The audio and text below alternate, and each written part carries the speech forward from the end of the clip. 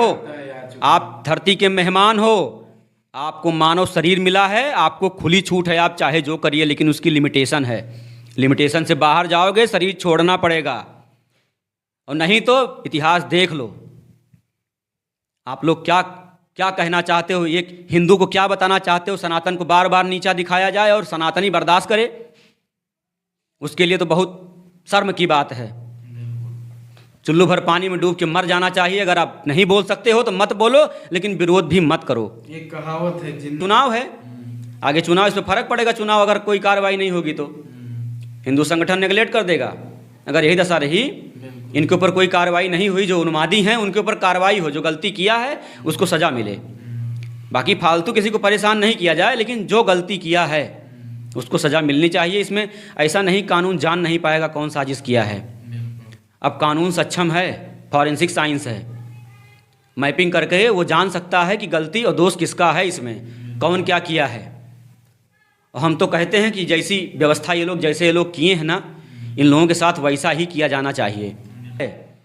कि जो लोग भगवान का विरोध, उनके ध्वज को गिराते हैं, उनके ध्वज को तोड़ते हैं, उनकी मूर्तियों पर पथराव करते हैं, उनका जीवन ऐसे नष्ट होता है। वो जब मरते हैं तो उनके मुंह में हमने 50-50 पाइपें डाली हुई देखी हैं। वेंटिलेटर पड़े रहते हैं और उनके मुंह में 50-50 पाइपें लगती हैं, तब जाके उनका दम निकलता है। ऐसी यातना धरती लोक में मिलती है। बताइए, जब शरीर यहाँ से छूट जाता तो वहाँ क्या होता होगा? आप दैवीय अपराध करोगे, आप कैसे बच जाओगे? आप राजनीति के चक्कर में भगवान का विरोध कर रहे हो, जिसने आपको बनाया है। सोचिए उस बनाने वाले की क्या खूबी है कि आपका फिंगरप्रिंट मैच नहीं होता। क्या कोई साइंस बनाता है उसको?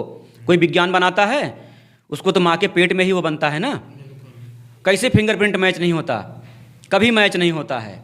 तो उसकी बनाने की टेक्नोलॉजी तुम्हारा साइंस कभी नहीं पा सकता है। उसका साइंस सबसे सर्वोपरि है, क्योंकि विज्ञान कहता है कि हर क्षण में एक ब्रह्मांड बनता है, एक ब्रह्मांड खत्म होता है। पता नहीं कितने ब्रह्मांड बनते हैं, जितनी देर में हम बात कर रहे हैं लाखों ब्रह्मांड बनते हैं, लाखों ब्रह्मांड खत्म हो जाते हैं। कौन बनाता है उसको? ईश्वर बनाता है, परम ब्रह्म परमात्मा बनाता है, जिसको स्वयं शिव भजते हैं, स्वयं विष्णु भजते हैं।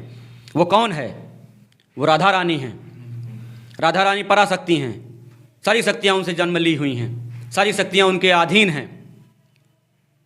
और उन्हीं को भगवान शंकर, भगवान श्री कृष्ण सभी भजते हैं, श्री हरि भजते हैं। अब आप बताइए, उनके करोड़ों करोड़ों अंश से जन्म ली माँ दुर्गा, जिनका विग्रह वो आदि शक्ति हैं, जिनकी शक्ति से ब्रह्मांड डोलता है।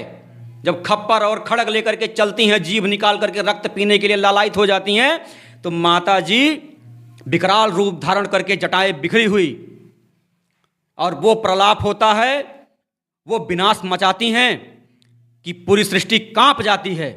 और ऐसा ही उन्माद मचेगा जब माता जी की मूर्ति को तोड़ा जा रहा है, तुम तोड़ रहे हो, कटर चला रहे हो, इस तरीके का जो प्रलाप कर रहे हो ना, ये पृथ्वी को सर्वनाश कर देगा।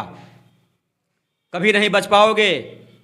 उनके बाजुओं में इतनी ताकत है कि तुम्हारी ताकत कम पड़ जाएगी, तुम छुप नहीं पाओगे। वो ऐसा तांडव करेगी, ऐसा नृत्य होगा, ऐसा विभीषिका, ऐसी मौत की विभीषिका होगी, इंसान को इंसान उठाने वाला नहीं मिलेगा। की तरह आजाद चंद्रशेखर की तरह दोनों बाहें फैला करके, दहाड़े मार के, रो करके बोल रही है। हिंदू हृदय सम्राट विराट छाती लेकर के कह रही है कि मेरा बेटा शहीद हो गया। आपके भी बेटे हैं, वो भी शहीद हो सकते हैं, कोई बहुत बड़ी बात नहीं है। लेकिन जब आप खड़े होंगे अपने धर्म के लिए, धर्म ध्वजा उठाइए और चलिए आगे। ये नहीं कि अगर कोई हिंदू बोल रहा है तो उसके ऊपर उल्टा कमेंट कीजिए। देखिए, एक वीडियो राहुल भाई ने बनाया, उस पर करीब 1000 मुस्लिम व्यक्ति जो है क्या कह रहे हैं, ये फर्जी न्यूज़ है, फेक न्यूज़ है। कोई कह रहा है असलियत नहीं दिखाते हैं। वीडियो नहीं, सिर्फ हमने पोस्ट डाले, सिर्फ पोस्ट डाले हैं। किसी चैनल की पोस्ट थी, हमने हाँ, अब वो चैनल, हाँ, वो बड़े चैनल की पोस्ट है जो भैया डाले। अब उस पर लोग कह रहे हैं, कुछ मुस्लिम भाई कह रहे हैं कि ये फेक न्यूज़ है। पूरे देश का मीडिया क्या पागल है? उसको जानकारी नहीं है ये फेक है। अगर फेक होता तो वो दिखाता। क्या इनकी आंखें बंद हैं? ये स्वीकार नहीं करना चाहते हैं कि गलती हुई है? क्यों? हमें लगता है लोग सिर्फ अपने धर्म का कोई, हाँ, हमारा हिंदू क्या है, उस मिशन का भागी बन रहा है। हिंदू उस मिशन का भागी है। ये जाते हैं, इनको स्वीकार करता है, उसको कोई रोक टोक नहीं है। इक्के दुक्के हिंदू हैं जो बोलते हैं, तो बोल के क्या करेंगे? वो अकेले, कोई अकेला चना भाड़ थोड़ी ना फोड़ सकता है। इसके लिए संगठन चाहिए। भाई कहीं अन्याय हो रहा है, अगर आप नहीं बोलोगे तो कैसे बंद होगा? फिर आपको समझेगा कि ये कमज़ोर है, तो अपने आप को कमज़ोर दिखाओगे, तुम कमज़ोर हो। कुछ मत करो, कम से कम खड़े तो हो सकते हो। इसके लिए थाने पहुंच जाओ। बिल्कुल भाई, कानून क्यों नहीं कार्रवाई कर रहा है? वहाँ का हिंदू संगठन इकट्ठा हुआ, वहाँ के हिंदू सब मर गए हैं, क्या वहाँ हिंदू नहीं हैं?